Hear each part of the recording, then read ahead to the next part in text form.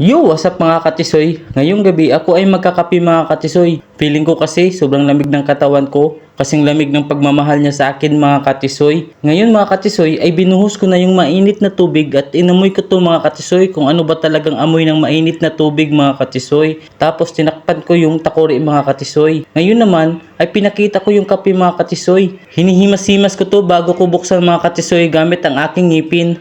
Ngayon mga katisoy, unti-unti ko tong binubuksan mga katisoy. Parang dahan-dahan lang mga katisoy. Tulad na mangliligaw ka mga katisoy, dapat hindi mo bibiglain. Tapos ngayon mga katisoy, binuhos ko na yung kape mga katisoy at kinuraw-kuraw ko mga katisoy. Inaamoy-amoy ko to mga katisoy kung ano ba talagang amoy ng kape mga katisoy. Ngayon tinikman ko to, sobrang sarap mga katisoy. Feeling ko hindi na ako makakatulog kahit sinasaktan niya ako mga katisoy. Sobrang sakit talaga. Yung tipong binuhos mo na ang lahat sa kanya mga katisoy, pero iiwan ka rin niya sa ere mga katisoy.